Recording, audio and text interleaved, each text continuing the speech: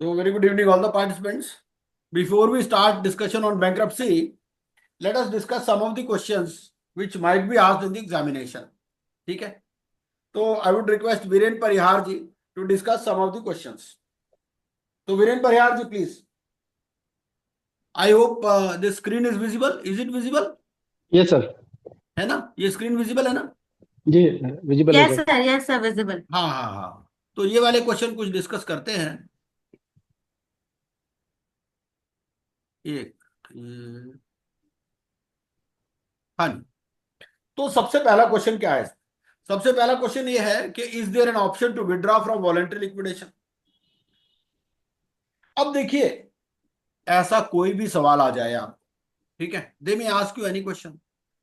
सबसे पहले तो आपको ये देखना है, आपके सामने बुक है, तो आपको ये देखना है कि वॉलंटरी लिक्विडेशन जो आपका है वो कौन से चैप्टर में कवर्ड है। पार्ट 2 में कवर्ड है, ठीक है। और वो ये कहता है कि क्या आप विड्रॉ कर सकते हैं फ्रॉम वॉलंटरी लिक्विडेशन। तो सबसे पहले तो आप बताइए आपका क्या व्यू है इस पर, आप विड्रॉ कर सकते हैं या नहीं, क्योंकि 59 जो आपका चैप्टर 5 में कवर्ड है, ठीक है। अब वॉलंटरी लिक्विडेशन इसका क्या मतलब है, पहले तो हम इसका मतलब समझ लें कि ऑप्शन टू विड्रॉ का मतलब क्या है। ऑप्शन टू विड्रॉ का मतलब यहां पर यह है कि लिक्विडेशन हैज कमेंस्ड, ठीक है। You have pass the declaration, you have pass the resolution and you have informed the board and the registrar, है ना, इतनी फॉर्मेलिटी है। Yes sir. तो अब क्वेश्चन ये है कि once you have done all these things, you have made public announcement also, so now is it possible to withdraw? This is the question basically, ठीक है। तो this question will try to find answer in section 59 along with the regulations. तो अनिल जी आप बताइए आपका क्या view है इस पर, कि हो सकता है या नहीं हो सकता।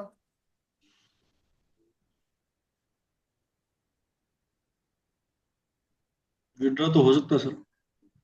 अच्छा, तो any section two support this, कहीं पर तो लिखा होगा ना बात, डायरेक्टली इनडायरेक्टली।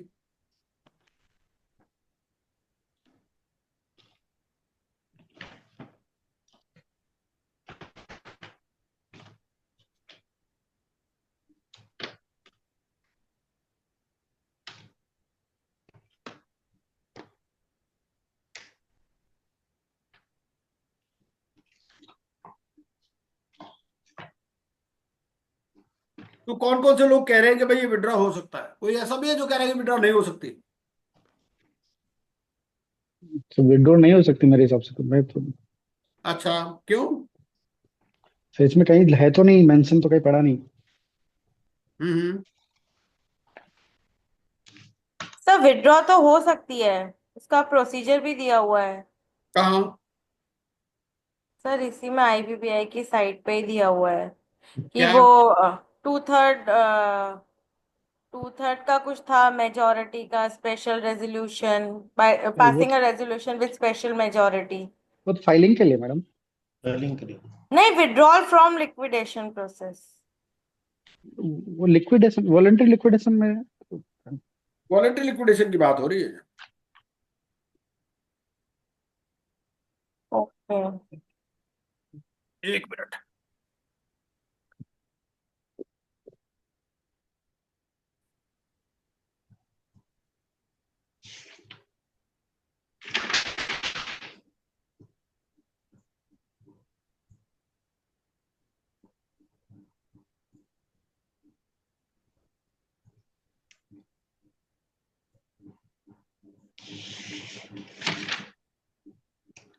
केस लॉ देखते हैं इस पर, हो सकता है केस लॉ ही मिल जाए। कोई थोड़ा सर्च किया आपने? इसमें मेरे को मिला नहीं, इसमें तो कोई गाइडलाइन नहीं ऐसा करके मिला मेरे को। हम्म। सर इसमें 10 क्वेश्चन पूछा है सर, इसी में पूरा एकदम 10 क्वेश्चन इसी में है, पूरा एक अच्छा। सेक्शन। तो हम्म। इसमें मैं बता देता हूँ इसमें कहाँ कहाँ से पूछा है। हाँ हाँ।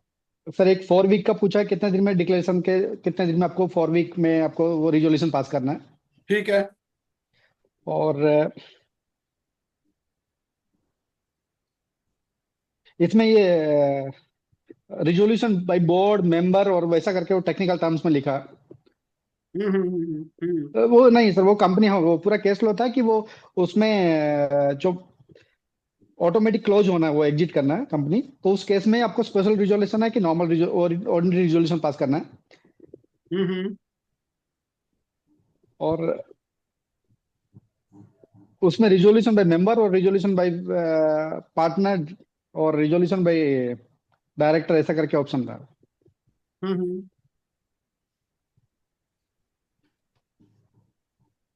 नहीं, क्या क्वेश्चन था अब एग्जैक्टली? सर एग्जैक्टली स्टार्टिंग में जो, एक मिनट में बोलता था।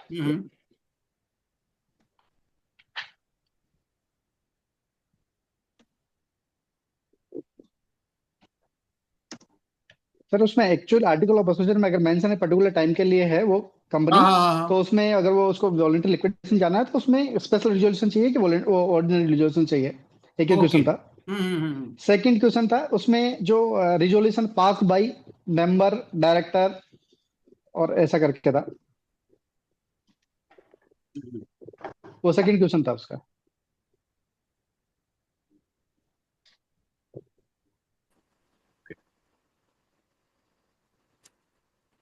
और एक और क्वेश्चन था सर, उसको लास्ट में आरबी को पता चला कि वो डिफ्रॉड करने के लिए क्या है, उस केस में क्या है, क्या क्या एक्शन लेना है।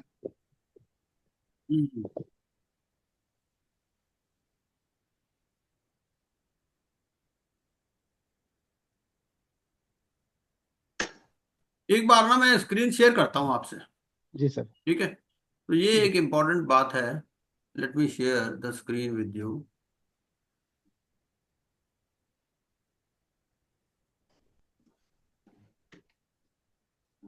ये देखिए, मेरी स्क्रीन नजर आ रही है आपको? जी सर, अरे ठीक है। तो अब ये एक आर्टिकल है बाय शिवम खन्ना। ये क्या बोलता है? ये इसमें बोल रहा है कि देयर इज ए प्रपोजल, ठीक है, recognizing the need for a withdrawal option. The IBPI issued a discussion paper for public comments on 24th of November 2020. This paper proposed a new regulation 4A under voluntary liquidation regulations. This regulation outlines the conditions under which withdrawal is permissible. अरे हाँ, अब ये तो recommendation था। अब जी sir. Recommendation के बाद में हुआ या नहीं हुआ, एक तो पहली बात तो वो देखनी है अपने को। वॉलंटरी लिक्विडेशन प्रोसेस में क्या 4A रेगुलेशन आया भी है या नहीं आया? 4A तो कोई आया नहीं, है ना? जी सर। चलिए पढ़ देते हैं फिर भी। ये क्या बोलता है? बोलता है where the process of sale of assets of the corporate person is not been initiated. अगर सेल शुरू नहीं हुआ, द मेंबर्स पार्टनर्स और the contributories in the case में भी of the corporate person may resolve to withdraw from the process by passing a resolution with a special majority, provided that where the corporate person owes any debt to any person, creditors representing 2/3 in value shall approve the resolution. मतलब वही दोनों process, जी जो पहले process शुरू किया था उसी को वही दोबारा करेंगे। For processes other than sub regulation 1 above, members partners or the contributors as the case may be of the corporate person may resolve to withdraw from the process by passing a resolution with a special majority after the said resolution is either approved by all unpaid creditors or dues of all unpaid creditors have been settled.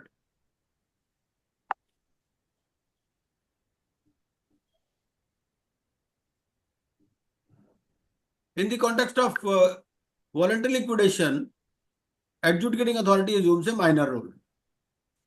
Normally, the A normally remains uninvolved.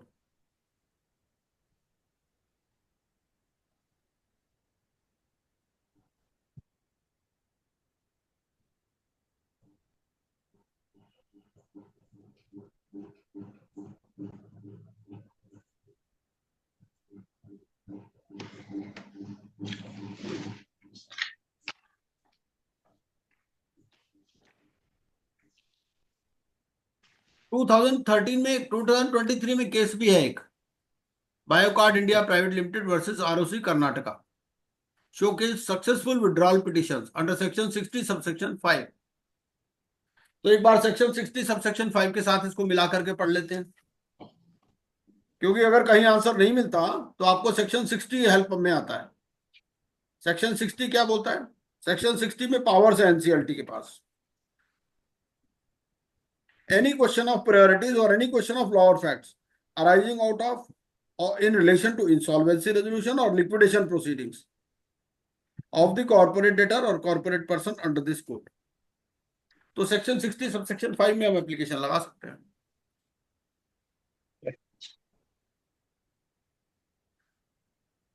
Adjudicating authority permits the withdrawal of the voluntary liquidation for corporate debtors adhering to specific conditions. These conditions include no objections, an agreement among stakeholders, voluntary liquidator, any member or creditors, indicating a collective decision for withdrawal. Additionally, a special resolution for withdrawal must be passed, emphasizing the formal consent of the majority.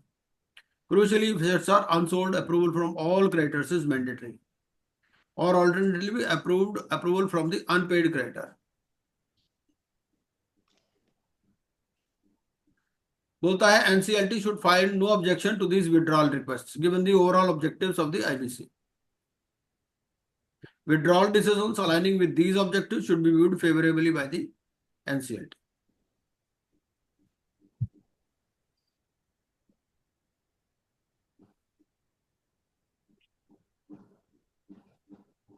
In a sense, the ability to withdraw from voluntary liquidation adds a layer of flexibility to the process.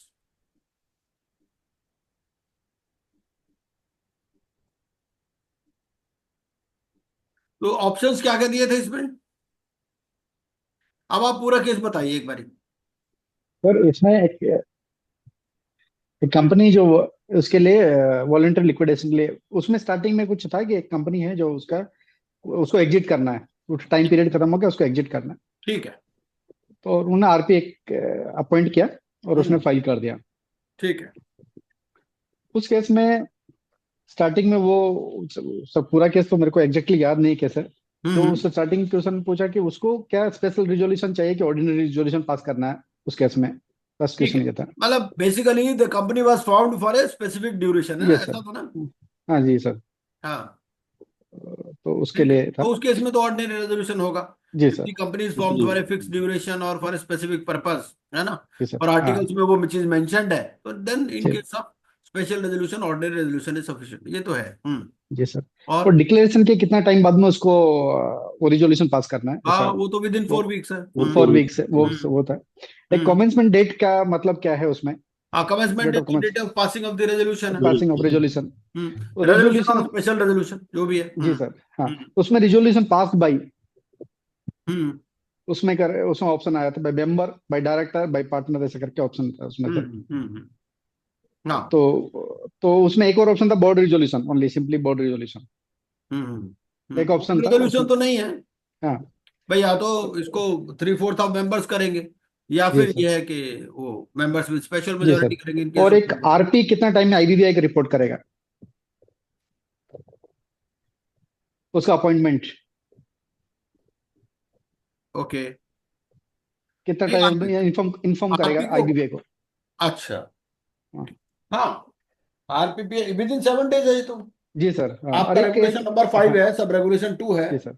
The insolvency एक professional shall within 7 days of his appointment as liquidator intimate the board, है ना? 7 दिन के अंदर जी, कर। एक और question था उसमें कि आप उसको आरपी को लास्ट, वो लिक्विडेटर को लास्ट में पता चलता है कि वो डिफ्रॉड करने के लिए उसने वो एप्लीकेशन लगाया, उस केस हाँ, में ठीक उसको है। क्या करना, क्या डिसीजन लेना है? हम्म हम्म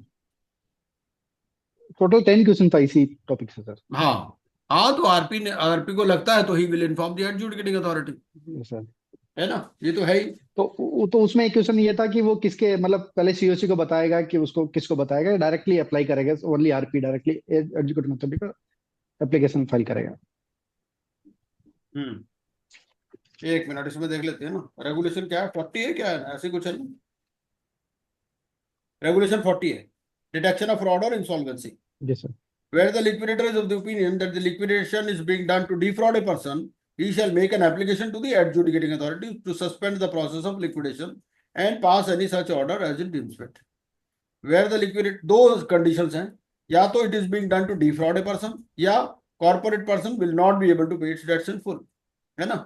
तो he shall make an application। तो इसको तो खुद ही एप्लीकेशन मूव करनी है, क्योंकि एक तो यहाँ स्टेक होल्डर्स कंसल्टेशन कमेटी तो होती नहीं है। In case of voluntary liquidation, है ना। और अगर कॉर्पोरेट पर्सन खुद ही फ्रॉड कर रहा तो उसको उसकी अप्रूवल तो लेने का मतलब ही नहीं, तो he shall directly make an application to the adjudicating authority. फिर एक और क्वेश्चन, ये वो जो इसका अनक्लेम फाइल, जो अनक्लेम जो अमाउंट पड़ा है उसको कहाँ पार्क करना है, वो करके कॉर्पोरेट वॉलंटरी लिक्विडेशन अकाउंट जो ये हाँ वाला हाँ हाँ, बिल्कुल। ये एसी अकाउंट क्लियर है।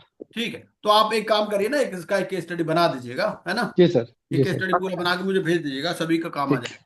ठीक है सर। तो अभी दूसरा क्वेश्चन इसमें देखते हैं, तो उसका क्या किया फिर फाइनली, इसका सर, सर ये मेरा ये विड्रॉल वाला। क्वेश्चन भी गलत। कॉलेंट वो तो विड्रॉल, वो भी मेरा गलत हुआ सर, विड्रॉल। क्या? पर एक कॉर्पोरेट वॉलंटरी लिक्विडेशन, ये अकाउंट मेरे को अच्छे से पता था, फिर भी गलत हो गया मेरा सर क्यों? क्वेश्चन। ये मैं कंफ्यूज हो गया उसमें, वो वॉलंटरी लिक्विडेशन अकाउंट, वो लिक्विडेशन अकाउंट वो समझ गया जिसमें लिक्विडेटर पार्क करता है फंड, जो भी रियलाइज होता है वो अकाउंट समझ गया। ओके, ये तो इसलिए क्वेश्चन कई बार कंफ्यूज। डिस्कस भी हुआ है, क्लास में भी डिस्कस हुआ है ये। जी सर, हाँ ये मेरे को उससे बड़ा है ये क्वेश्चन, पर ये मेरे को टेक्निकल थोड़ा हो जाता है कई बार, हाँ हाँ, कोई जी बात सर, नहीं। तो चलिए, एक तो ये काम हो गया कि आप ये केस स्टडी बना देंगे ना, इसको देख जी लेते हैं। सर। हाँ दूसरा देखते हैं, एक ये वाली केस स्टडी डिस्कस करते हैं पहले, पार्टनरशिप वाली।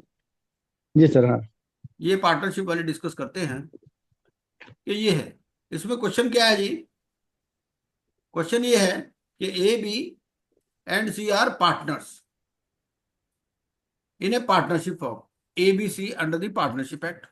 ठीक है, ये जो पार्टनर सी है, ये नजर आ रही होगी आपको स्क्रीन पे ना, ये शेड है ना।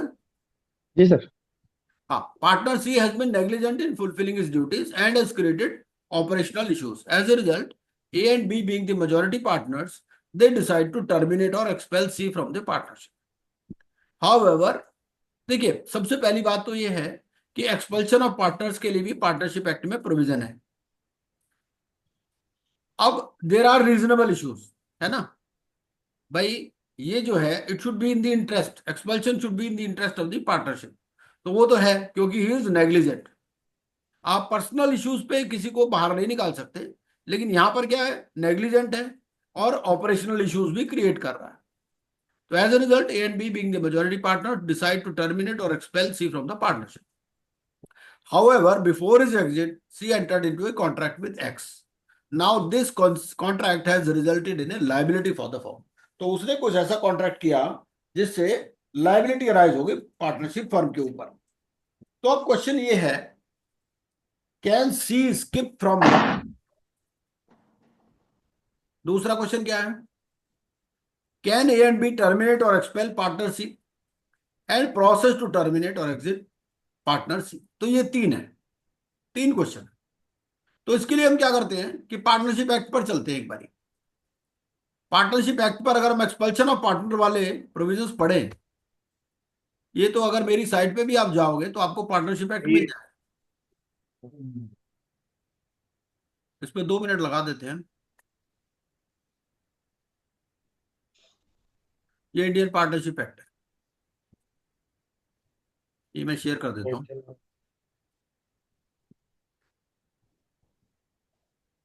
ये इंडियन पार्टनरशिप एक्ट मैंने निकाला अपनी साइट से, ठीक है जी।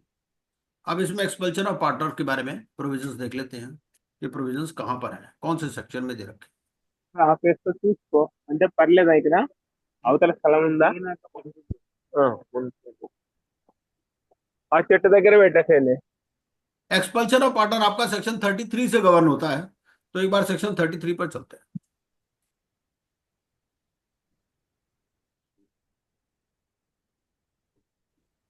ये है जी एक्सपल्शन 33। 33 फिर आपको दोबारा सेक्शन 32 पर ले जाता है। 33 क्या बोलता है, 33 बोलता है partner may not be expelled from A firm by any majority save in exercise in good faith. तो गुड फेथ में तो है, because he was negligent and he was creating operational issues. ठीक है, तो सी को एक्सपेल तो कर सकते हैं, there is no doubt about it.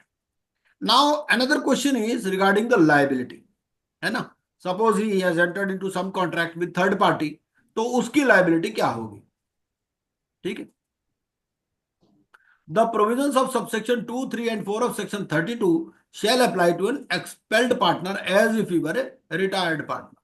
ठीक है, अब ये देखिए, वो उसका आंसर आपको पॉइंट नंबर 32 पे सी में मिल जाएगा। क्या बोलता है वही बोलता है where the partnership is at will by giving notice in writing to all the other partners of his intention to retire, retiring partner. तो वो बोलता है एक्सपेल्ड पार्टनर के भी वही राइट्स और लाइबिलिटीज हैं जो कि रिटायर्ड पार्टनर के। ठीक है, अब ये देखिए, a retiring partner may be discharged from any liability to any third party for acts of the firm done before his retirement by an agreement made by him with such third party, ठीक है, and the partners of the reconstituted firm after he had knowledge of the retirement, ठीक है।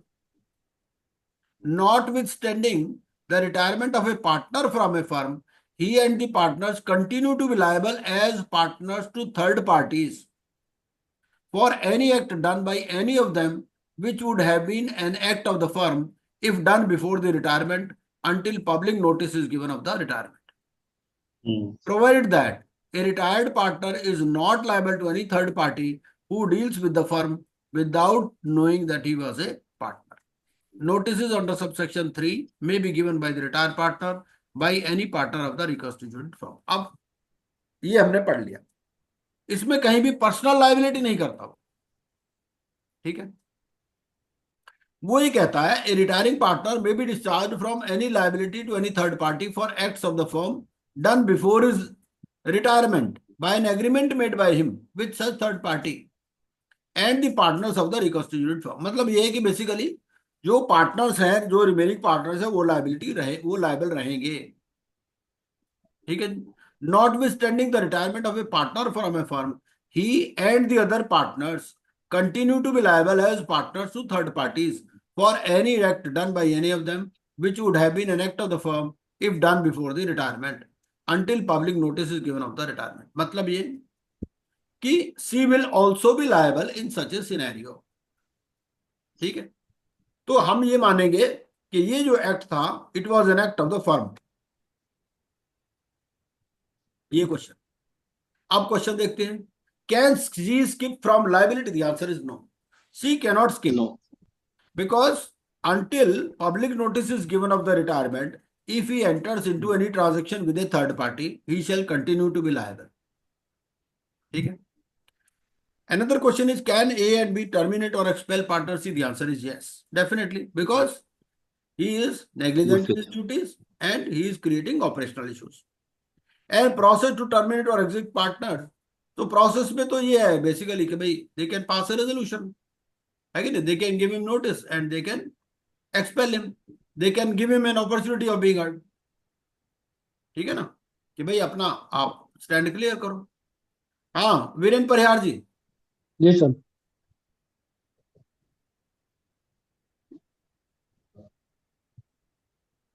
एक जो issue इसमें आया वो ये कह रहा जी है कि भाई जो सी ने कॉन्ट्रैक्ट कर लिया एक्स के साथ में, तो जी अगर हम सर। सेक्शन 32 और 33 पढ़ते हैं तो द आंसर कम्स कि C will also continue to be liable for this contract. पर उसमें सर अगर उसको एक्सपेल किया तो उसका प्रोसेस उसमें लिखा नहीं क्या स्टडी में कि एक्सपेल किया तो कैसे उसको पब्लिक नोटिस दे हो चुका नहीं हो चुका, तो वो उस केस में कैसे अज्यूम करेंगे कि क्या स्टेटस नहीं है? वो तो लिखा है ना, बिफोर इज एग्जिट लिख दिया ना उसने तो। हाँ। जब बिफोर इज एग्जिट लिख दिया, बिफोर इज एग्जिट से मतलब क्लियर हो गया। ओके। जब बिफोर इज एग्जिट है, उसने कॉन्ट्रैक्ट कब किया? बिफोर इज एग्जिट, तो सर। पब्लिक नोटिस की तो बात ही नहीं है। ओके। वो तो दूसरों को फंसाने के लिए उसने कोई उल्टा पुल्टा एग्रीमेंट कर लिया एक्स के साथ जी में। सर। तो 32 क्या बोलता है? 32 क्लियर बोलता है, 32 बोलता है कि जब तक पब्लिक नोटिस नहीं है वो भी रिटायरिंग पार्टनर भी लायबल है ओके। और वही एक्सपेल्ड पार्टनर भी लायबल है, तो यहां पर सी भी लायबल हो जाएगा उसके लिए,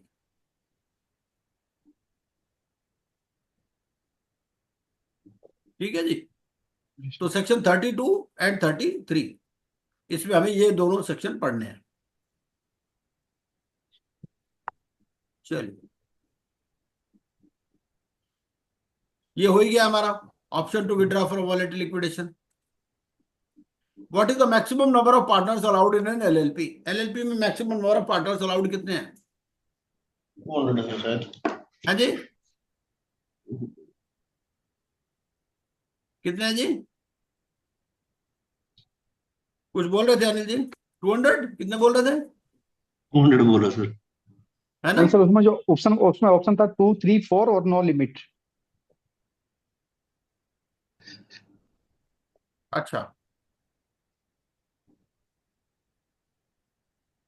नो लिमिट भी हो सकता है। सर नो लिमिट होता है। ये ना एक बार ही हम एक्ट खोल लेते हैं, नो लिमिट है। ये कॉर्पोरेट लॉज में मिल जाएगा आपको, एलएलपी एक्ट, ये partners and their relations, chapter 4 में मिल जाना चाहिए, eligibility to be partners.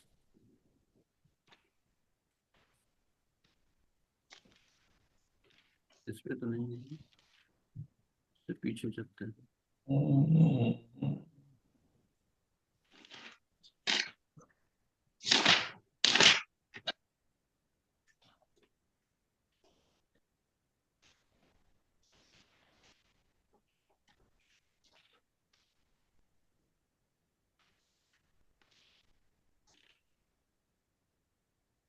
Partners, minimum number of partners,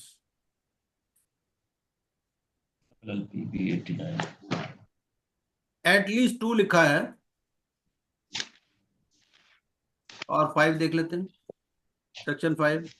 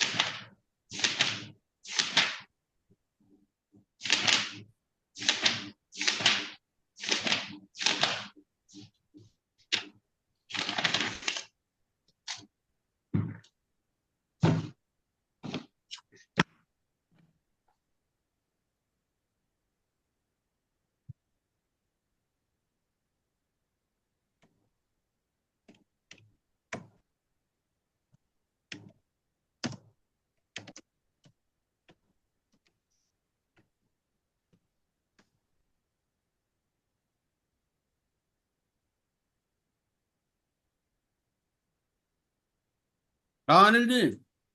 no limit sir. हम्म सर कंपनी के अकॉर्डिंग 200 है सर। LLP डिफर कंपनी पीछे। ठीक है सर। तो कोई section two support this? Sir section तो नहीं है, बट ये है कि प्राइवेट कंपनी में 200 की लिमिट है शेयर होल्डर की, बट यहाँ कोई लिमिट नहीं दे रखी कहीं पर।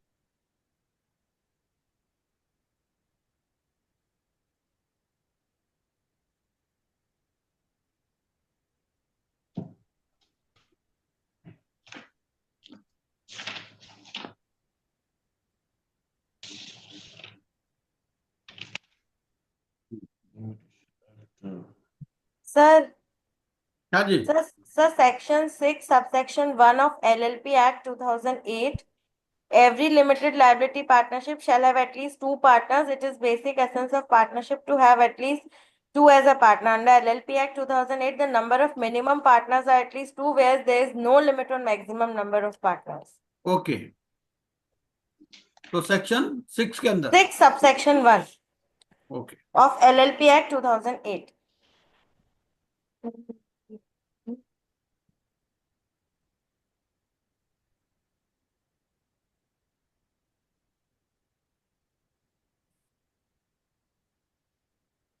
Actually, sir, LLP Act is silent on the hmm maximum number of partners, so it hmm seems that there is no restriction. ठीक है, चलिए। टैक्स गुरु भी यही बोलता है और सीए क्लब इंडिया भी यही बोलता है। हम्म चलिए, नेक्स्ट देखते हैं, नेक्स्ट क्वेश्चन क्या है हमारा इसमें। मैक्सिमम नंबर ऑफ पार्टनर्स इसमें नो लिमिट। तो पहले क्वेश्चन में हमारे क्या क्या रहा इसमें, कि ऑप्शन हो सकती है, विड्रॉ तो कर सकते हैं।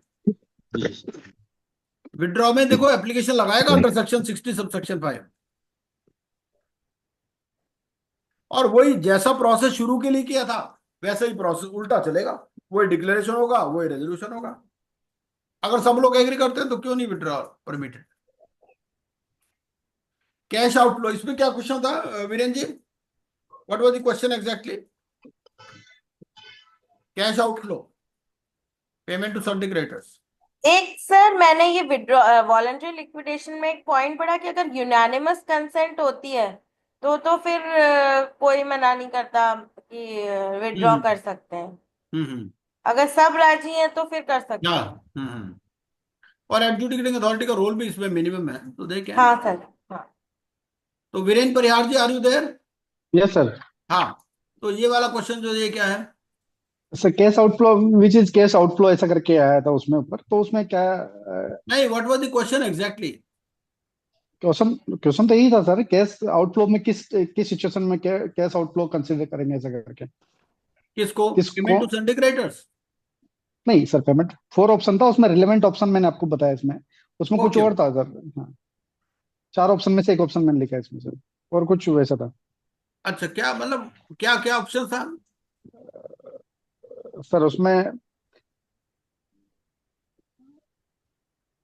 भाई जैसे हम कैश फ्लो बनाते हैं तो जी कैश सर। फ्लो में क्या रहता है? इन्वेस्टिंग एक्टिविटीज, ऑपरेटिंग एक्टिविटीज, इस तरह से रहता है। जी सर। तो इस टाइप से कुछ क्वेश्चन था क्या? नहीं सर, डायरेक्ट क्वेश्चन था उसमें, किस केस में आउटफ्लो, मतलब कंपनी का आउटफ्लो किस, पेमेंट टू सिंडिकेटर और रियलाइज रिसीवेबल्स, ओके ओके। ऐसा था। सर वो मेरे को लगता है वो होगा वाटरफॉल मैकेनिज्म होगा कि नहीं नहीं, पहले वाटरफॉल किसको नहीं, नहीं ये नहीं कैश नहीं फ्लो, ये एक्चुअली लिक्विडिटी वाले पोर्शन से है। हाँ ये ये जनरल है ना, जनरल एंड नहीं नहीं फाइनेंशियल सर, ये तो अवेयरनेस। उसमें जो फाइनेंशियल एक करके है ना, एक सेक्शन 02 मार्क्स का, उसमें से एक क्वेश्चन है। हाँ हाँ हाँ, मैं समझ गया। हम्म। हाँ उसमें इसमें से। ये होगा which of the following shall be included under cash outflow. ये सर, हाँ वो तो दे इसका। Might have given various options, realisations ये from sir. Sundry creditors, payment to sundry creditors, इस तरह से। ठीक है। What is the time limit for arbitration? Sir 12 month इसका है तो। हाँ, इसमें दो टाइम लिमिट्स है, 12 मंथ्स और 6 मंथ्स। सिक्स ये मंथ सर। फास्ट ट्रैक में है, नॉर्मल ये लिमिट सर 12 मंथ्स12 मंथ है है ना। ये क्वेश्चन तो कई ये बार सर। हमने ग्रुप में भी हाँ डाला है, ऑनलाइन टेस्ट में भी दे रखा है ये। ये सर। हम्म। Unclaim dividends. हाँ ये तो अभी डिस्कस कर लिए लिक्विडेशन। सर, अनक्लेम्ड डिविडेंड जो हम्म। कॉर्पोरेट वॉलंटरी लिक्विडेशन अकाउंट से। हाँ हाँ। अब अगला देखते हैं, वॉलेंटरी लिक्विडेशन, रेजोल्यूशन ये हो पास की। ये हो गया, सरपास ही नीचे सर, एक सरपास। हाँ, एक मिनट, ये मेंबर्स डायरेक्टर्स, हाँ जी। वॉलेंटरी लिक्विडेशन कमेंसमेंट डेट भी हो गया है ना। जी सर। हाँ सरफसी, सरफसी में क्या है?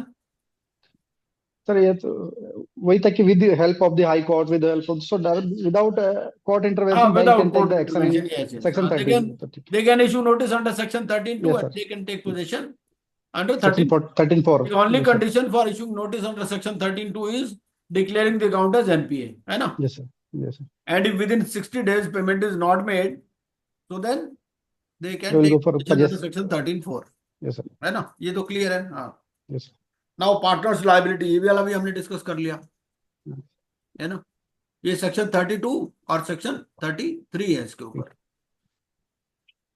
Section 32 and 33 of partnership act 1932। चलिए, ये भी हो गया, अगला करते हैं। ये तो क्वेश्चन हमने डिस्कस कर लिया। नाउ सीआईआरपी, सीआईआरपी में क्वेश्चन क्या है? सीआईआरपी में क्वेश्चन ये है कि an operational creditor filed a claim in form C. तो नॉर्मली तो फॉर्म बी होता है ना, ऑपरेशनल क्रेडिटर की तो फॉर्म बी है।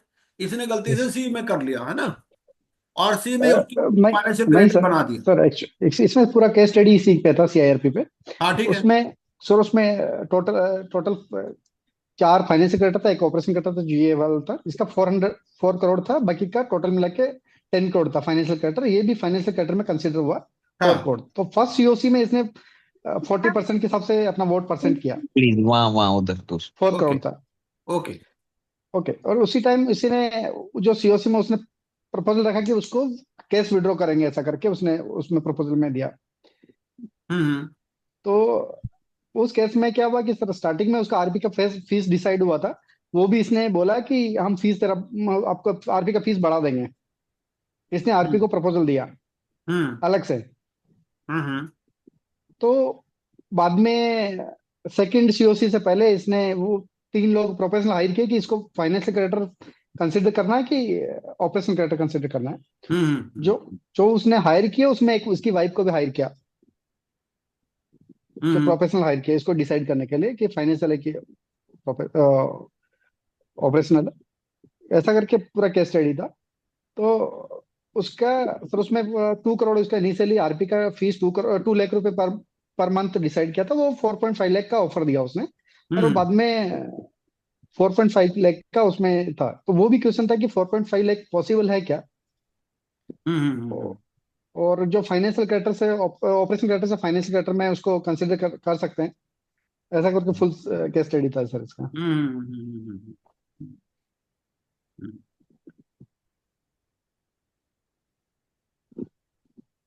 बेसिकली इसमें बेसिक क्वेश्चन क्या है? बेसिक क्वेश्चन तो ये है कि who will decide whether a creditor is a financial creditor or an operational creditor, yes sir. है ना? This is the basic question. Yes. और फिर ये है कि who has the right to update the claims. ठीक है, ये अपडेशन ऑफ क्लेम्स वगैरह भी, ये सारी पावर किसके पास है? आरपी के पास है। आरपी के पास। ये सारी पावर आरपी के पास है। तो अगर उसको लगता है कि भाई ये ऑपरेशनल क्रेडिटर है, ठीक है ना, तो चेंज कौन करेगा स्टेटस? आरपी ही चेंज करेगा। अब टोटल डेट कितना है? 10 crore. Total 10 crore sir. Total 10 crore है, इसका 4 करोड़ है। इसका 4 करोड़। तो जब इसका 4 करोड़ है तो उसके बाद में तो 60 करोड़, वो 60% 6 करोड़। ही रह जाएगा। जी सर। अगर ये निकल गया, हाँ। अगर ये फाइनेंशियल क्रेडिटर नहीं है तो he will be out of CoC. जी सर।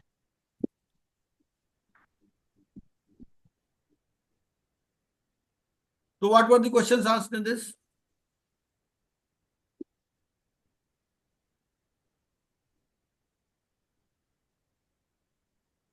जो प्रोफेशनल हायर किया वो कौन था? वो इस ऑपरेशनल क्रेडिटर का रिलेटिव था। नहीं, आरपी क्रेडिटर, आरपी का वाइफ था एक तो। ओके, अच्छा, आरपी की वाइफ को तो खैर कर ही आरपी की वाइफ। सकते। हाँ, आरपी की वाइफ को किया उसने। और उसके बाद में वो जो फीस है, फीस के लिए मिनिमम फीस का क्राइटेरिया है। जी मिनिमम सर। फीस क्राइटेरिया आपका शेड्यूल में दे रखा है, सीआईआरपी रेगुलेशन।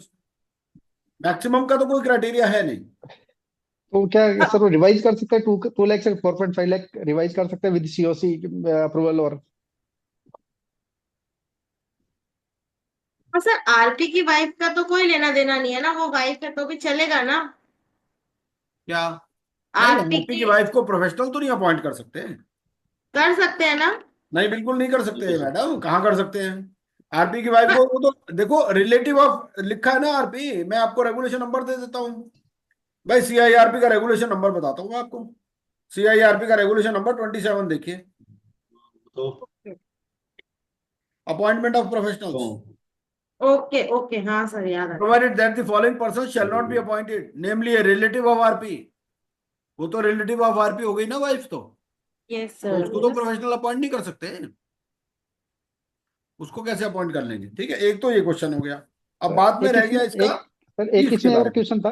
एक हाँ उसका जी। जो ऑडिटर, एक प्रोफेशनल हायर किया जो पहले उसका कंपनी का सीडी का ऑडिटर था लास्ट 4 ईयर से, पर उसका जो टर्नओवर का रेशियो था 4% था। हम्म 4% था उसका जो टर्नओवर का 4% ऑफ सीडी। हाँ, नहीं वो बात ठीक, एक मिनट, इसमें ना वो भी है, वो पॉइंट भी है। वो ऑडिटर क्या है? ऑडिटर अगर during the period of 5 years रहा है, 5 इयर्स है, ऑडिटर के लिए 5 इयर्स है। ऑडिटर के लिए 5 इयर्स का पीरियड है।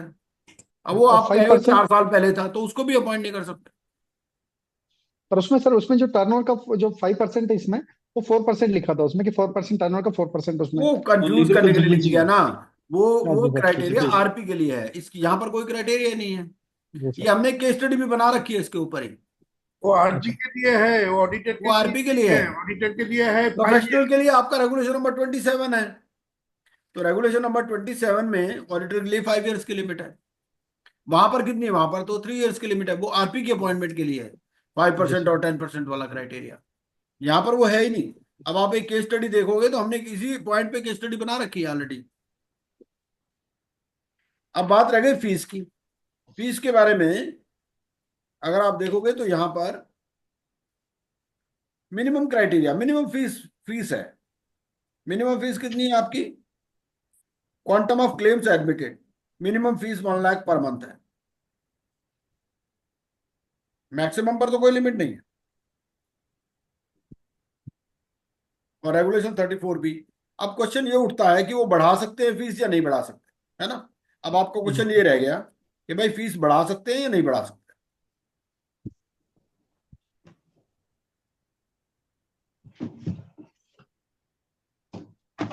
वो लेस के ऊपर कहता है, देखो ये लिखता है प्रोवाइडेड 34B में प्रोवाइजो पढ़ रहा हूं।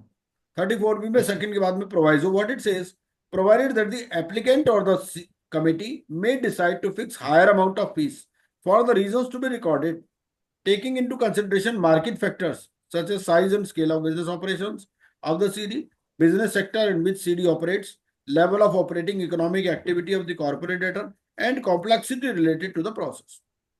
So they may decide to fix higher fees. So fees may be decided by the committee. So committee has the power. COC can ratify the fees. They can hire the fees also. COC. तो वो जो professional का appointment है, उसकी wife का appointment है, जो auditor का अपॉइंटमेंट है, वो तो that is not in order, है ना। अगर हम रेगुलेशन नंबर 27 देखें तो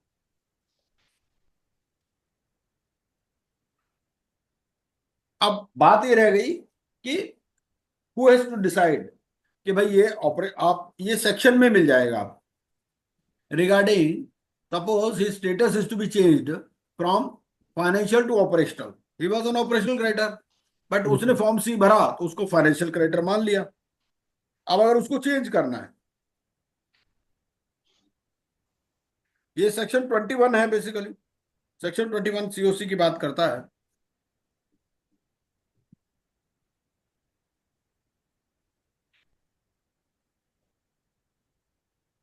ट्वेंटी थ्री में भी है,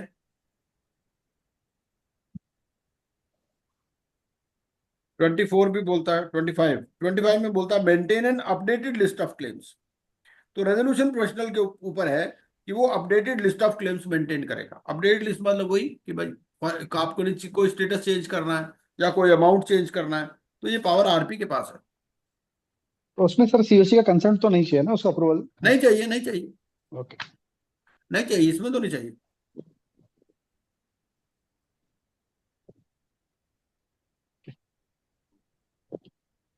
चलिए आगे चलते हैं। If the COC placed the IRP on the 40th day and appointed you as the RP, how many days do you have remaining to submit the information memorandum? ठीक है, अब ये क्वेश्चन देखते हैं। 55 डेज, टोटल 95 डेज में submit करना ना sir? ये आपका रेगुलेशन 40A के अंदर आ जाएगा, है ना। ये sir 95 days. Regulation 40A, regulation 40A क्या बोलता है? 40A ही है ना। जी सर।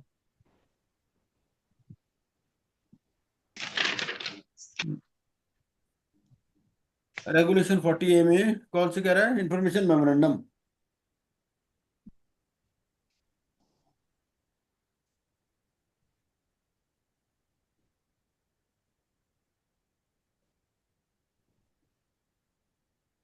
आपको तो बोलता है with in 95 days of commencement. 95 days. तो 55 डेज में अप्रूव करना है। 55 डेज रिमेनिंग सर। हाँ 55 डेज है। तो 95 minus 40 equal to 55। Who will submit the preliminary information report? ये प्रिलिमिनरी इंफॉर्मेशन रिपोर्ट ये प्री पैक में या वैसे ही है? हाँ प्रीपैक सर, प्रीपैक में। ये प्री पैक में है। हाँ जी सर, हाँ, प्रीपैक। अब प्री पैक देख लेते हैं एक बारी।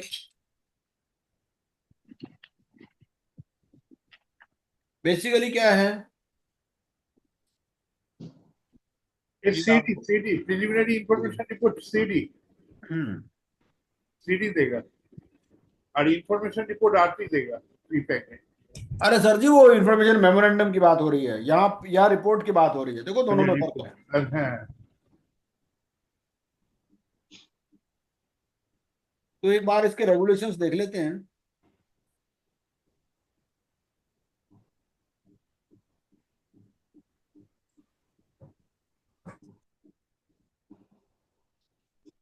प्री पैक के रेगुलेशंस है ना। तो प्री पैक में रेगुलेशंस में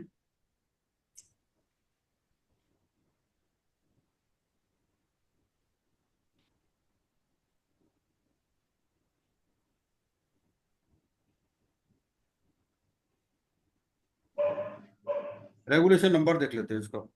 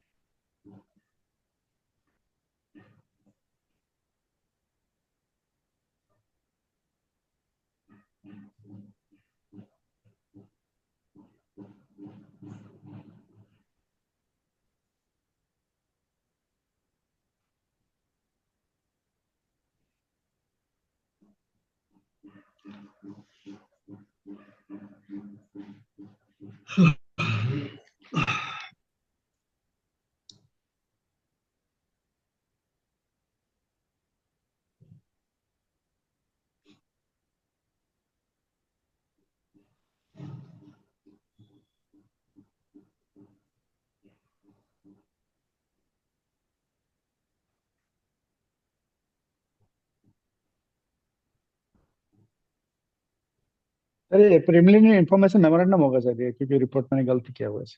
रिपोर्ट है की क्या जगह मेमोरेंडम पक्का? होगा। हाँ, सर एग्जैक्टली याद नहीं है मेरे को, जितना रिकलेक्ट हुआ उतना मैं। मेमोरेंडम होगा sir, preliminary information memorandum, CD देगा। नहीं वो तो ठीक है।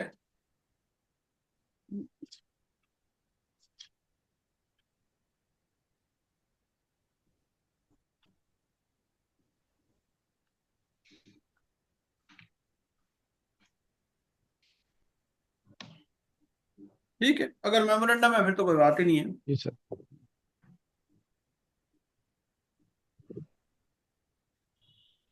तो हम क्वेश्चन को चेंज कर देते हैं इसमें।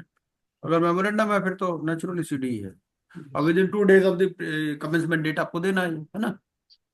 In the case of PPIRP under section 14 of CIRP under section 54O, when will the moratorium start? क्या क्वेश्चन क्या है नहीं वैसे? सर, ये गलत हो। एक क्वेश्चन है कि 54 ओ होगा तो उस टाइम में उसका कमेंसमेंट डेट क्या हो रहेगा। ओके, ओके, अच्छा। मतलब ये है कि अगर आप आप सीआईआरपी में प्रीपैक से अगर दोबारा आया हो, सीआईआरपी सीआईआरपी में में, जा रहे हो। हाँ, तो उस time memorandum date, commencement date क्या कंसिडर करें। हम्म। पीपीआईआरपी का कमेंसमेंट डेट। हम्म। यही है सर, 54 ओ का डी, 4D। हम्म। हाँ, insolvency commencement date shall mean the prepackaged insolvency commencement date.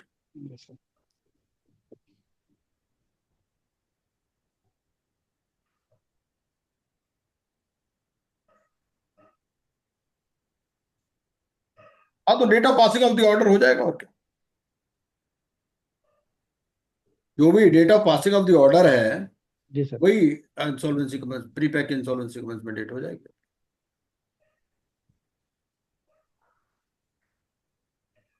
और मॉरिटोरियम भी उसी डेट से स्टार्ट हो जाएगा।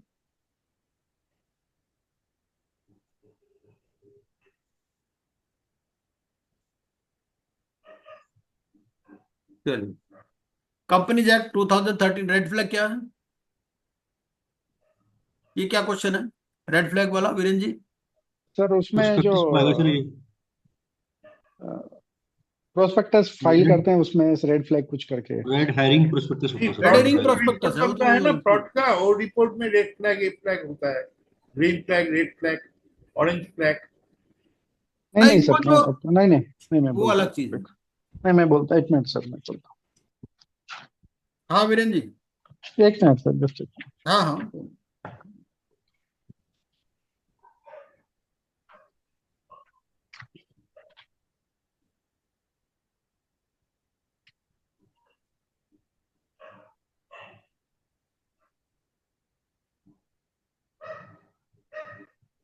टाइप्स ऑफ प्रोस्पेक्टस ऐसा फाइल करने उसमें से पढ़ा था ये मैं। वो तो रेड हेरिंग प्रोस्पेक्टस ही है।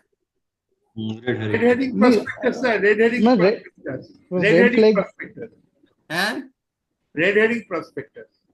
नहीं वीरेंद्र जी क्या बोल रहे हैं आप? रेड फ्लैग क्या बोल रहे नहीं हैं? सर, रेड फ्लैग था सर, ये रेड हियरिंग नहीं है, वो नहीं है, पर ये रेड फ्लैग करके उसमें टर्म सब मेरे को समझ नहीं आया। नहीं, what is the exact question actually?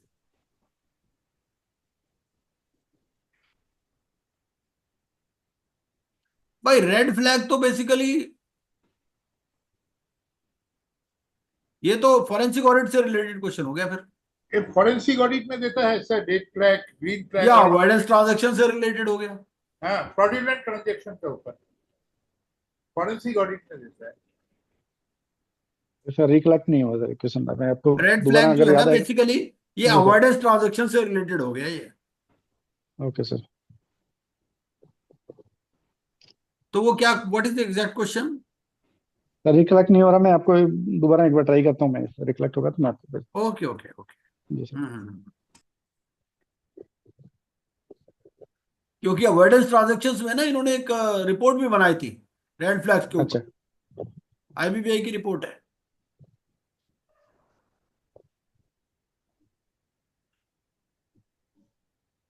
Basically fraud से रिलेटेड है। चलिए, information utility core services, what is the question exactly? Sir actually इसमें ना दो आपको मैं देखा, मैं इसमें दो अलग से एक्टिविटी था, एक में एक्चुअली पब्लिक इन्फॉर्मेशन ऑफिसर करके, वो दो एक्टिविटी उसमें मैच नहीं कर रहा था सर। एक तो कलेक्ट इन्फॉर्मेशन कलेक्ट करना, उसको प्रॉपर करना, स्टोर करना, ऐसा करके चार ऑप्शन था, उसमें दो ऑप्शन राइट। गलत था। एक हाँ। ई साइन करके ऑप्शन उसमें बिल्कुल नहीं है कहीं भी। एक और था, they will hire the public officer who hmm. Will provide the information, तो वो क्वेश्चन में मेरे को समझ नहीं आया, दोनों ऑप्शन गलत था उसमें। कोर सर्विस ऑफ आयु करके था नहीं देखिए उसमें। ऐसा है, इंफॉर्मेशन जी सर। यूटिलिटी के बारे में एक तो सेक्शन 3 के अंदर लिखा हुआ है ना? शायद सेक्शन जी सर। 3 सब सेक्शन 13 है शायद, एक बार मैं देख लेता हूँ कौन सा है एग्जैक्टली।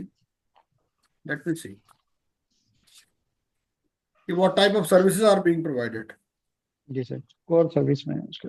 सेक्शन 3 कौन सा है मैं देख लेता हूँ।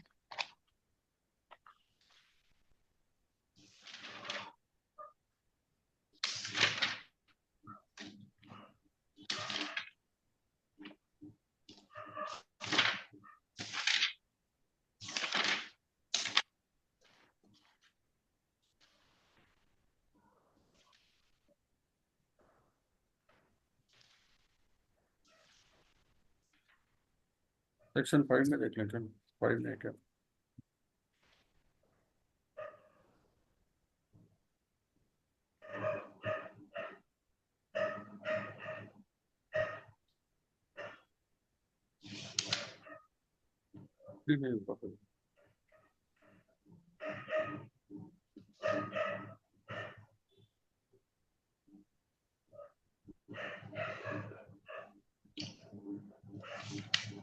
सेक्शन 214 में भी है।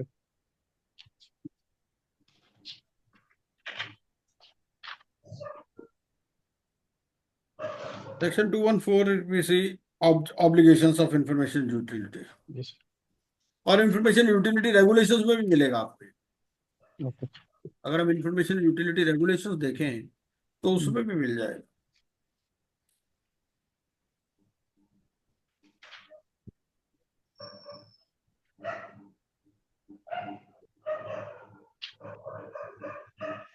ये सेक्शन एक सेक्शन तो कंप्लायंस ऑफिसर की बात करता है इसमें कि एक डेजिग्नेट करेंगे compliance officer. Self and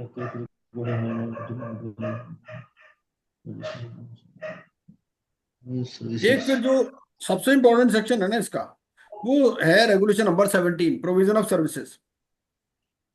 An information utility shall provide core services, other services under these regulations. An information utility may provide services incidental to the services under sub-regulation 1. An information utility shall comply with the applicable technical standards. और एक जो बात आप कर रहे हो officer वाली, तो वो यहाँ बात करता है कंप्लायंस ऑफिसर की। An information utility shall designate or appoint a compliance officer who shall be responsible for ensuring compliance with the provisions of the code. Section number कहाँ पर है सर? ये आपका रेगुलेशन नंबर 11 है, information utility regulation.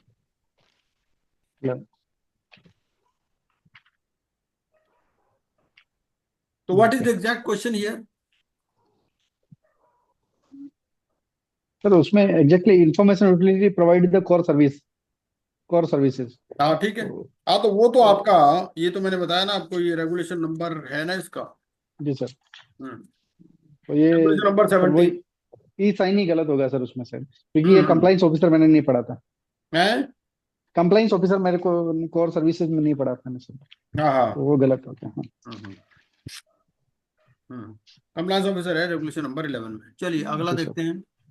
Bhatia Coke and energy commercial wisdom, one SBI given note vote in favor of resolution plan and later on they want to change the vote. ये sir ये मेरे को याद जो था सर, वोट ये दिया ना बात है। अंडर प्रोटेस्ट, हाँ जी। जो वोट दिया under protest, he cannot change his decision. हाँ हाँ। He cannot change his decision. हम्म। हाँ वो ये कहता है कि वोट अंडर प्रोटेस्ट ऐसा कुछ नहीं है, कि अगर आपने एक बार फेवर में वोट दे दिया, इसमें रेजोल्यूशन पास हो गया था ना, ये रेजोल्यूशन प्लान जी पास सर। हाँ है ना, बाद में एनसीएलटी का करना केस चाह है। हम्म, बिल्कुल। अच्छा, maximum penalty on officer hiding books. 1 lakh to 1 crore, 1 year to 5 years. Maximum पूछा है उसने, maximum penalty, only maximum one पूछा साइड होगा ना। पूछा, मैक्सिमम पूछा। ठीक है। चलिए, और any other question on this? Sir मैं आपको मैं करता हूँ सर, ओके अभी ओके, नहीं है ठीक जी सर। ठीक है। ठीक, चलिए फिर भी वेरी ग्रेट इनसाइट्स, बहुत अच्छा रहा इसमें। अब थोड़ा सा बैंक्रप्सी वाला कर लेते हैं, है ना। सर ये शेयर कर दीजिएगा ना क्वेश्चंस। बिल्कुल कर देंगे। अरे इसको फॉर्मली बना करके 1-2 दिन में शेयर कर देंगे यस सर। बढ़िया से। हाँ बिल्कुल कर देंगे। सर शेयर कर दीजिए क्वेश्चन हम लोग हाँ को। बिल्कुल बिल्कुल बिल्कुल। अब हम चलते हैं बैंक्रप्सी प्रोसेस पे। पार्ट 3 में थे हम लोग। तो 121 से करना है हमने, है ना।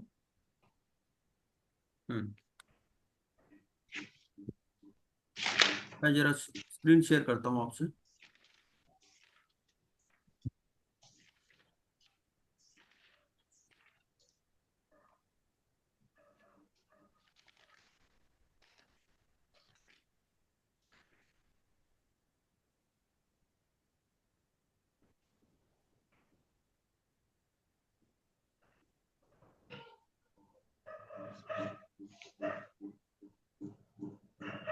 सर इसमें सर एक 128 का 2 प्रोविजो है, वो सो भी क्वेश्चन आया था 30 डेज में। 128 का 128 2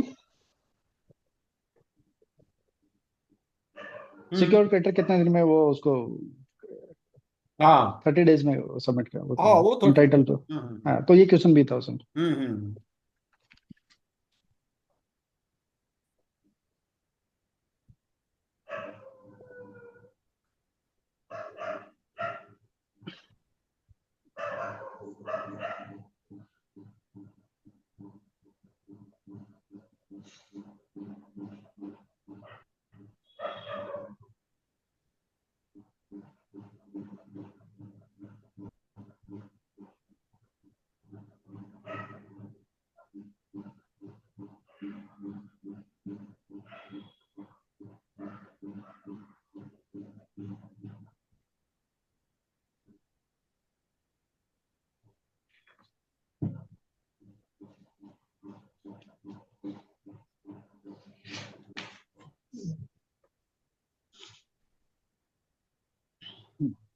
ये सेक्शन 121 से स्टार्ट होता है। एक बार मैं जरा शेयर कर देता हूँ स्क्रीन। स्क्रीन तो शेयर ही है, थोड़ा सा इसको वो कर देता हूँ फुल स्क्रीन मोड पे।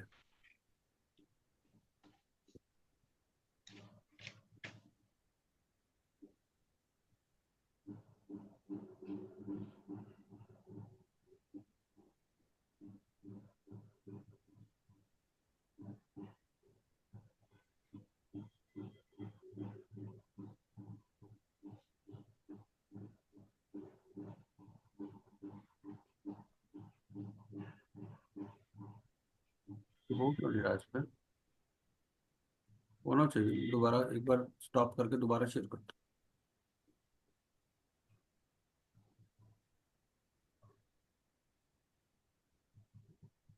अब हाँ, सेक्शन 121।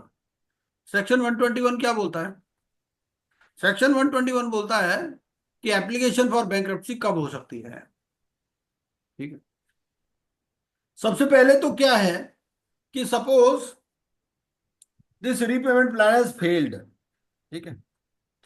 सबसे पहले तो ये बताइए what are the conditions for starting of bankruptcy against an individual और ए पार्टनरशिप फर्म। ठीक है। एक one of the condition is given in section 100 subsection 4। Section 100 subsection 4 क्या बोलता है? Based on the report of the RP, if the adjudicating authority feels that the insolvency process has been commenced to defraud the creditors or RP, so then the adjudicating authority may order for bankruptcy. That creditor can initiate the bankruptcy process. This is given in section 100. ठीक है। अब जो section 100 है, section 100 subsection 4 अगर हम पढ़ें, वो बोलता है कि it may be started under chapter second section 115। Section 115 से if there is if repayment plan is not passed, ठीक है, percentage is more than 3/4 majority, है ना। तो if the repayment plan is not passed then also the debtor or creditor can file for bankruptcy. And similarly section 118 if there is a violation of the repayment plan or if the repayment plan is not fully implemented, then section 118 subsection 3 says either the debtor or creditor can file for bankruptcy. एक और point इसमें बहुत important है, वो ये कहता है कि 3 months, so 3 months period is allowed. ऐसा नहीं है कि इमीडिएटली आप फाइल कर दोगे। An application for bankruptcy shall be filed within a period of 3 months of the date of the order passed by the adjudicating authority under the sections referred to in subsection 1। तो 3 महीने का time दिया। 3 महीने का time क्यों दिया है? 3 महीने का टाइम इसीलिए दिया है कि इस स्टेज पर भी हो सकता है कि वो बैंक्रप्सी अवॉइड करने के लिए कहीं से पेमेंट कर दे। ठीक है। तो उस सिचुएशन में आपको 3 महीने का टाइम दिया है कि 3 महीने के अंदर आप एप्लीकेशन फाइल कर सकते। Where the debtor is a firm, the application under subsection 1 may be filed by any of its partners. आप पार्टनरशिप फर्म है तो पार्टनरशिप फर्म खुद जो है वो it may be filed by any of its partners. यहां पर फर्क क्या है? यहां पर फर्क ये है कि क्या मेजॉरिटी की जरूरत है या नहीं। क्वेश्चन यहां पर ये है भाई। इंसॉल्वेंसी में देयर इज ए कंडीशन। अगर आप सेक्शन 94 देखें, now let us compare section 94 with this section 121। Section 94 says where the debtor is a partnership firm, such a debtor shall not apply under this chapter to the adjudicating authority in respect of the firm unless all or majority of the partners of the firm file the application jointly। ठीक है। लेकिन अगर हम section 121 देखें तो वह section 121 में ये बात करता है पार्टनरशिप। तो ये बोलता है where the debtor is a firm, the application under subsection 1 may be filed by any of its partners। ठीक है।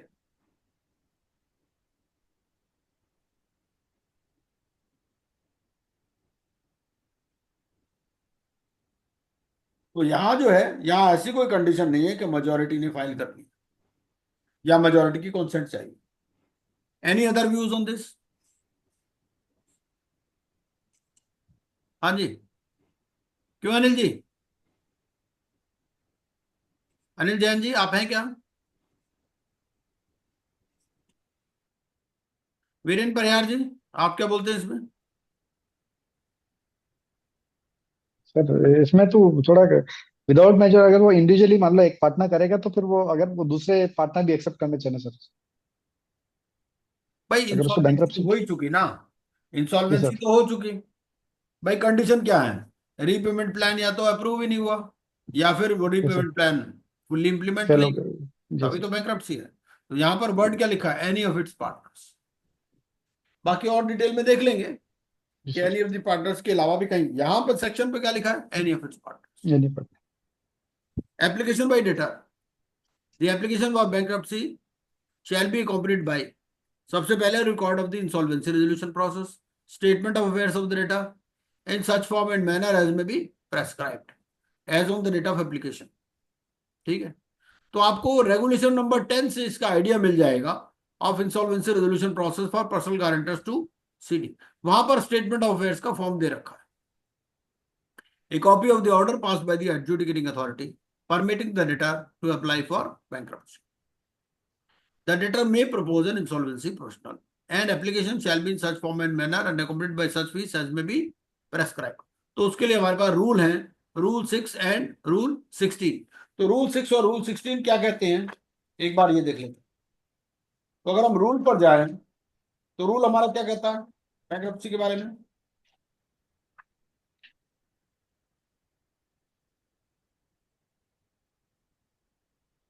रूल हमारे को मिलेगा application to adjudicating authority, rules के अंदर।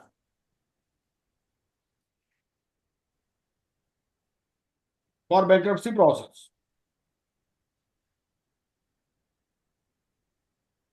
तो फॉर्म ए है एप्लीकेशन बाय गारंटर। ठीक है, तो इसके लिए आपके पास फॉर्म ए है, फॉर्म ए में अप्लाई करेगा गारंटर। ठीक है, और फीस कितनी है इसके लिए, 2000 है 2000 सर, 2000 है ना? सर, हाँ, 2000। और अगर क्रेडिटर ने अप्लाई करना है तो उसके लिए फॉर्म बी है। ठीक है, ये आपको कहाँ मिलेगा, application to adjudicating authority, sir application इसमें टू एडजुडिकेटिंग थोड़ा अथॉरिटी। सा सर इसमें थोड़ा सा कंफ्यूजन था। हाँ, फॉर्म बी सर वो डिमांड नोटिस है या फॉर्म बी क्रेडिटर का एप्लीकेशन सर, क्योंकि उसमें नहीं नहीं नहीं नहीं, देखिए ऐसा है, फॉर्म बी जो है एप्लीकेशन बाय क्रेडिटर है, ये डिमांड नोटिस ओके नहीं है। देखिए ऐसा है, फॉर्म सी पब्लिक नोटिस है, form D notice to creditor है, स्टेटमेंट ई है, फॉर्म ई है statement of financial position of bankrupt, form F है क्लेम विद प्रूफ। तो ये 6 फॉर्म है। जो डिमांड नोटिस आप देख रहे हो ना, वो आप रेगुलेशंस में देख लोगे आप। अच्छा ये मैं application to adjudicating authority rules में पढ़ रहा हूँ। अच्छा मैं आपको डिमांड नोटिस का भी फॉर्म बता देता हूँ।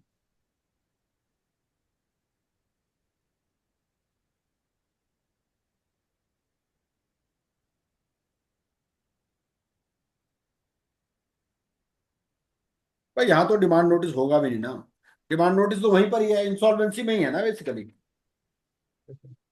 वो जो आप ढूंढ रहे हो ना, वो जो आप कह रहे हो जी सर, डिमांड नोटिस, वो तो इंसॉल्वेंसी के टाइम पर होगा अच्छा ना, ठीक है सर, बैंक्रप्सी के टाइम पे तो अलग से होना नहीं कोई, जी सर, है ना।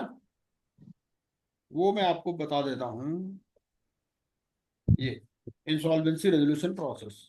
तो ये इसमें इसके अंदर आपको मिल जाएगा, इसमें है वो, ये फॉर्म बी है, form of demand notice. Yes तो अब आप वो बेसिकली आप देखिए, application to adjudicating authority rules 2 हैं यहाँ, एक इंसॉल्वेंसी रेजोल्यूशन प्रोसेस है और एक बैंक्रप्सी प्रोसेस। बैंक तो जो बैंक्रप्सी प्रोसेस है ना, वहां पर फॉर्म ऑफ एप्लीकेशन है बाय क्रेडिटर, फॉर्म बी। और जो application to adjudicating authority insolvency resolution process for personal guarantors to corporate debtor है, वहां जो फॉर्म बी है वो फॉर्म ऑफ डिमांड नोटिस है। यस। ठीक है जी, तो ये है। एक्चुअली सर दोनों ही मेरे पास बुक में, दोनों रूल रेगुलेशन दोनों नहीं है, इंश्योरेंस की भी नहीं, बैंक्रप्सी के भी नहीं बुक में। तो देखो मेरे पास जो बुक है उसमें तो दोनों है भैया। अच्छा सर, मेरे पास कमर्शियल की बुक है, वो हो सकता है आप उसमें पढ़ रहे हो, वो जी हाँ स्पीकर वाली। जी सर, कर जी सर, हाँ, तो कोई बात नहीं, आप वहां से निकाल लो आईबीबीए की साइट से। जी सर, मेरी साइट पर भी तो दे रखी है, ओके सर, मेरी साइट पर मैंने वो पीपीटी डाल रखी है, जी सर वहां से ले लो। उसमें इंडेक्स दे रखा है, इंडेक्स से आपको मिल जाएगा पेज नंबर पे, क्या दिक्कत है, ठीक है सर, सब है वहां पर। ठीक है जी, चलिए अब यहां पर देखो क्लियर लिख दिया, N application for bankruptcy by the debtor shall not be withdrawn without the leave of the adjudicating authority. ठीक है, तो उसकी परमिशन के बिना ये नहीं करनी। अब इसमें भी क्वेश्चन आता है, सेक्शन 122 में वर्ड लिखा है विदाउट द लीव, और सेक्शन 123 में क्या लिखा है, विदाउट द परमिशन। सेक्शन 123 पढ़ते, application by creditor, the application for bankruptcy by the creditor shall be accompanied by record of insolvency resolution process, record of the order, details of the debts owed by the debtor to the creditor as on the date of application, and such other information as may be prescribed. और इसके साथ में क्या लगाना है?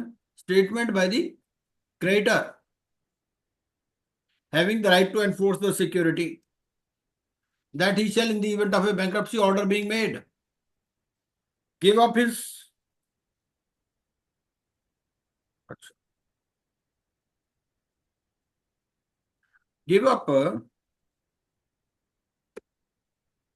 his security for the benefit of all the creditors of the bankrupt, or statement by the creditor stating that the application for bankruptcy is only in respect of the unsecured part of the debt.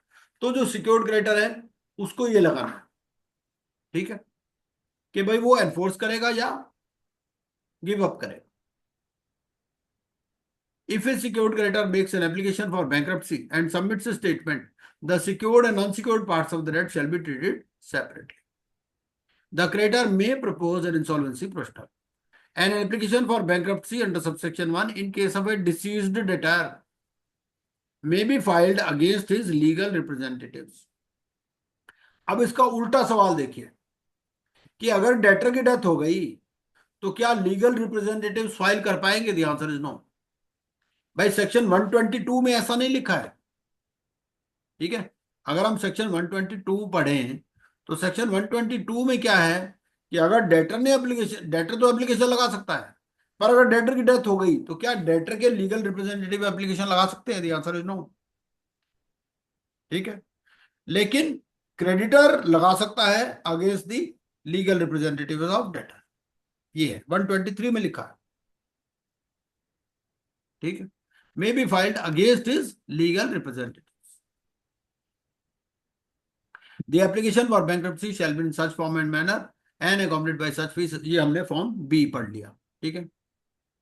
An application for bankruptcy by the creditor shall not be withdrawn without the permission of the adjudicating authority. अब देखो यहां पर word लिखा permission 123 में, 122 में क्या लिखा? Leave. तो अब आप ये बताइए लीव और परमिशन में भी कोई फर्क है क्या? भाई पहली बात तो इसके ऊपर सवाल सेट कर सकता है वो, can application for bankruptcy by the creditor shall not be withdrawn without the leave. एक ऑप्शन दे देगा लीव, दूसरे में दे देगा परमिशन, तीसरे में दे देगा ऑर्डर, इस तरह से. लेकिन आप बताइए आपको लगता है कि लीव और परमिशन में कुछ फर्क है क्या? अगर है तो क्या हो सकता है? मुझे ऐसा लगता है कि permission is more formal in nature, और क्रेडिटर के केस में ज्यादा वो थोड़ा सा इंक्वायरी करेंगे, क्योंकि ऐसा हो सकता है भाई इसको परमिट कर दें विड्रॉल के लिए, फिर दूसरा क्रेडिटर आ जाए, है ना. डेटर तो एक ही है, डेटर ने लगाई तो उसमें कम फॉर्मेलिटी रहेगी. इसमें हो सकता है इसमें भी विड्रॉल है आपका 90% क्रेडिटर्स इन वैल्यू अगर अप्रूव करें तो, है ना. क्योंकि अगर आप रेगुलेशंस देखें तो रेगुलेशन में आपको इसका आंसर मिल जाएगा.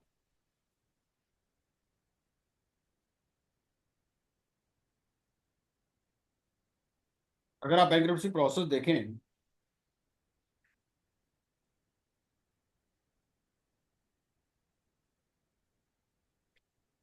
मैं तो जी, हाँ क्या बोलिए कहते सर. हो आप? हाँ बोलिए सर. विड्रॉल परमिटेड है क्या? हाँ विड्रॉल तो परमिटेड है. 90%. यस सर 90% है. रेगुलेशन नंबर तो याद नहीं है. पर इसी में सेक्शन मिल जाएगा, मुझे रेगुलेशन है नहीं, सेक्शन में पढ़ा है मैंने. है, सेक्शन में मिल जाएगा सर, उसमें मैंने सेक्शन में पढ़ा है उसको.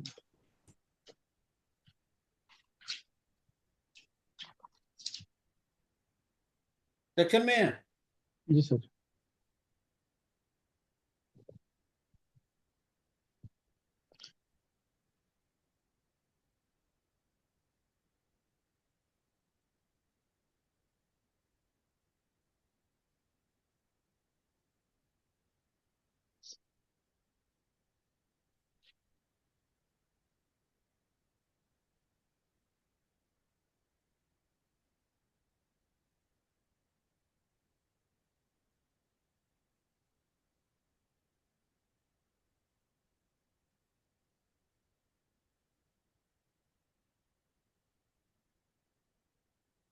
सेक्शन नंबर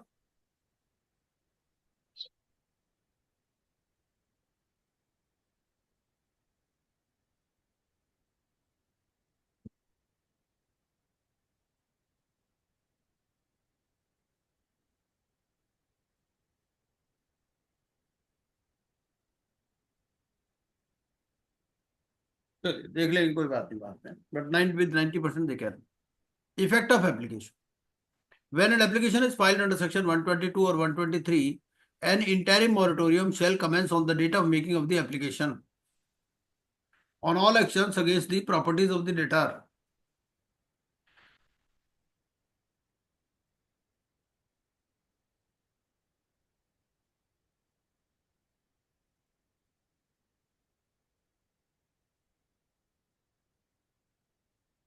क्या कहता है? एक तो इंटरिम मोरेटोरियम लग जाएगा, ठीक है.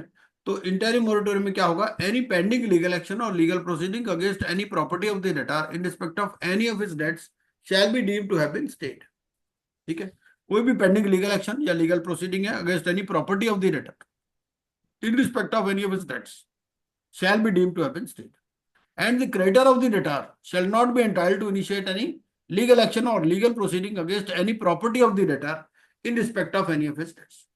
ठीक है, तो प्रॉपर्टी के अगेंस्ट में in respect of his debts अगर कोई पेंडिंग लीगल एक्शन है तो वो स्टे हो जाएगा. ठीक है. Where the application has been made in relation to a firm, the interim moratorium shall operate against all the partners of the firm as on the date of the making of the application.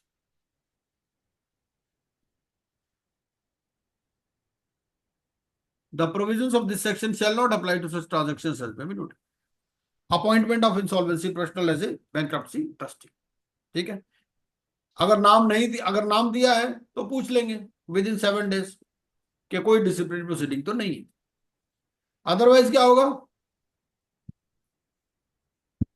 वरना adjudicating authority will ask the board and board will revert with in 10 days.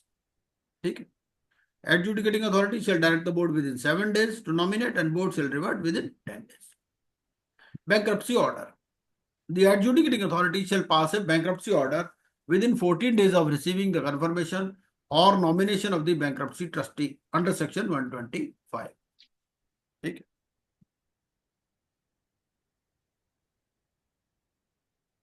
The adjudicating authority shall provide the following documents to bankrupt, creditors and the bankruptcy trustee. ठीक है, इन तीनों को ही documents दे देंगे. किस किस को? Bankrupt को, क्रेडिटर्स को और bankruptcy trustee. Within 7 days of passing copy of the application and copy of the bankruptcy order. Validity होगी कब तक? It shall continue to have effect till the debtor is discharge. And effect of bankruptcy order on the passing of the bankruptcy order under section 126.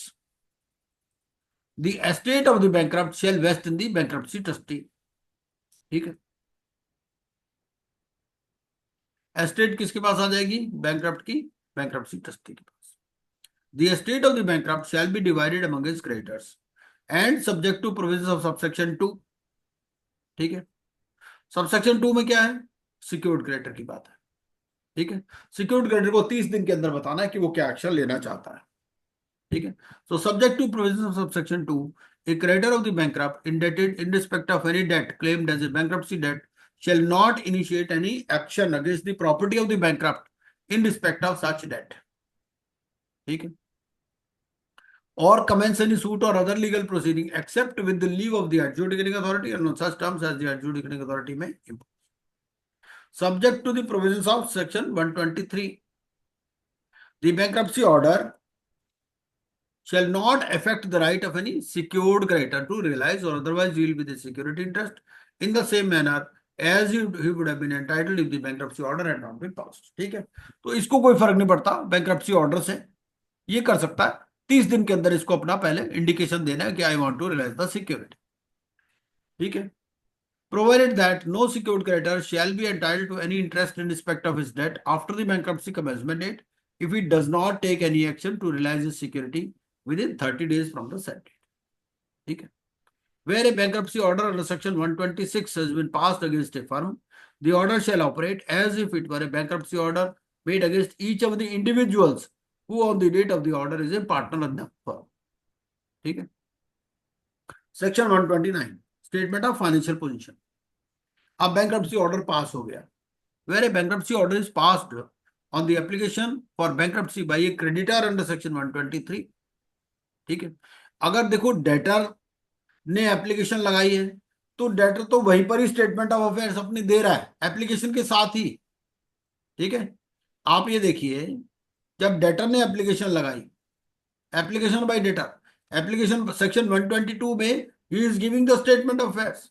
लेकिन अगर creditor ने application लगाई है तो creditor की केस में तो क्रेडिटर के पास तो है नहीं डेटर के स्टेटमेंट ऑफ अफेयर्स, है ना. क्रेडिटर के पास तो अपने डेट वाली इंफॉर्मेशन है, वो डेट की इंफॉर्मेशन दे देगा.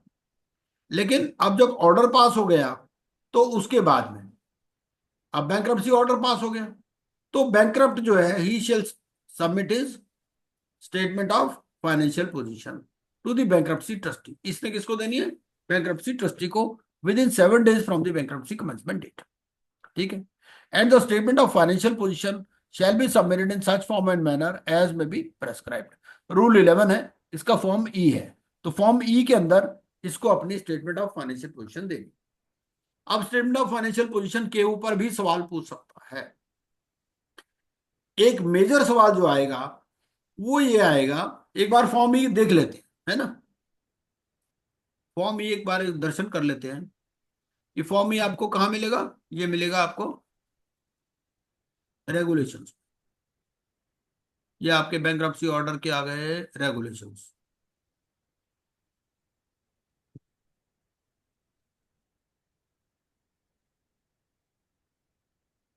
ये application to adjudicating authority rules आ गए.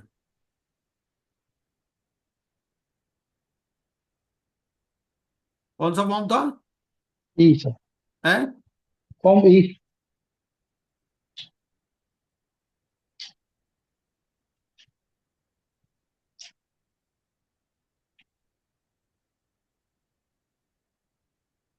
नहीं सर, नहीं ठीक है. E sir, form E. E. ये सर.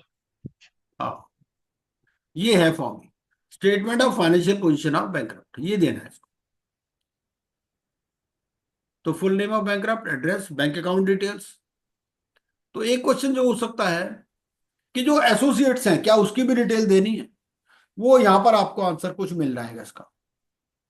एक ही बोला list of assets of bankrupt and immediate family. Immediate family की भी डिटेल इसको देनी है. ठीक है. और एक्सक्लूडेड एसेट्स है या नहीं है ये भी बताना है. ठीक है. कितने साल की डिटेल देनी है? Previous 3 years. This will include all assets of the bankrupt irrespective of them being excluded assets. ठीक है. वो कहता है मेंशन कर दो जो एक्सक्लूडेड एसेट्स पहली बार, और अपने एसेट्स और इमीडिएट फैमिली के. और अगर एसोसिएट कोई है तो एसोसिएट के बारे में भी डिटेल है. Name of the corporate data for which the guarantee has been given, whether corporate debtor is an associate, financial information. ये है भाई.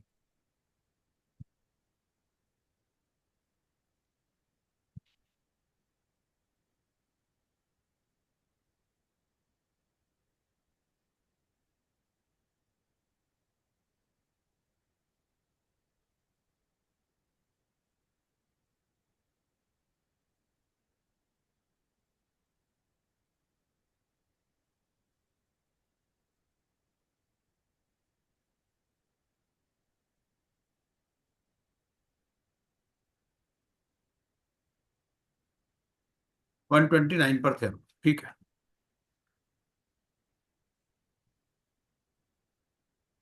And where the bankrupt is a firm, its partners on the date of the order shall submit a joint statement of financial position of the firm, and each partner of the firm shall submit a statement of his financial position. The bankruptcy trustee may require the bankrupt or any other person to submit in writing further information explaining or modifying any matter contained in the statement of financial position. Then public notice inviting claims. The adjudicating authority shall send notice within 10 days of the bankruptcy commencement date to the creditors mentioned in the statement of affairs submitted by the bankrupt. ठीक है। अब statement of affairs इसने दे दी 129 में form ई के अंदर, है ना। तो जो भी क्रेडिटर्स मेंशन्ड है उनको नोटिस जाएगा। और the application for bankruptcy submitted by the bankrupt under section 122। 122 में डेटर ने पहले ही इंफॉर्मेशन दे दी थी जब एप्लीकेशन लगाई थी तभी। इशू है पब्लिक नोटिस इनवाइटिंग क्लेम्स, ठीक है, वो रूल 9 है। तो रूल 9 क्या कहता है हमारा? It shall be published in leading newspapers, one in English and another in vernacular, having sufficient circulation where the bankrupt resides, ठीक है। It shall be affixed on the premises of the adjudicating authority and placed on the website of the adjudicating authority. Or notice to creditors referred to under clause A of subsection 1 shall include such matters and details as may be prescribed. Registration of claims, the creditor shall register the claims, ठीक है। Preparation of list of creditors, इसके basis पे ये list बना लेगा। Summoning of meeting, the bankruptcy trustee shall within 21 days from the bankruptcy commencement date issue a notice for calling a meeting, ठीक है। तो सबसे पहली बात तो ये पब्लिक नोटिस कितने दिन में देना है? पब्लिक नोटिस जो देना है कितने दिन में देना है? Within 10 days of the bankruptcy commencement date, ठीक है। रजिस्टरिंग ऑफ क्लेम्स है, रजिस्टरिंग ऑफ क्लेम्स है within 7 days of the publication of the notice, ठीक है। मतलब 10 दिन वहां हो गए, 7 दिन यहां हो गए। और ये बैंक्रप्सी ट्रस्टी ने बनाना है prepare a list of creditors within 14 days from the bankruptcy commencement date. अब आप यहां पर कुछ अजीब नहीं लग रहा आपको? भाई 10 दिन में तो पब्लिक नोटिस दे रहा है ये, ठीक है, और 7 दिन में वो क्लेम रजिस्टर कर रहे हैं अपने, ठीक है, 17 दिन हो गए। और लिस्ट ऑफ क्रेडिटर्स कितने दिन में बनानी है उसको? 14 दिन में from the bankruptcy commencement. Based on the information disclosed by the bankrupt in the application for bankruptcy filed by the bankrupt under section 118 and the statement of affairs filed under section 125 and claims received by the bankruptcy trustee under subsection 2 of section 130. Summoning of meeting, और कितने दिन में meeting call करनी? Within 21 days from the bankruptcy commencement date, ठीक है। जो भी list आपने प्रिपेयर की, ये लिस्ट बाद में अपडेट हो जाएगी आपकी। State the date of the meeting of the creditors which shall not be later than 21 days from the bankruptcy commencement date. Be accompanied with forms of proxy, specify the form and proxy voting, ठीक है। आज इतना ही करते हैं, बाकी कल करते हैं। कल एक थोड़ा सा चक्कर ये है कि कल है मेरी वेडिंग एनिवर्सरी।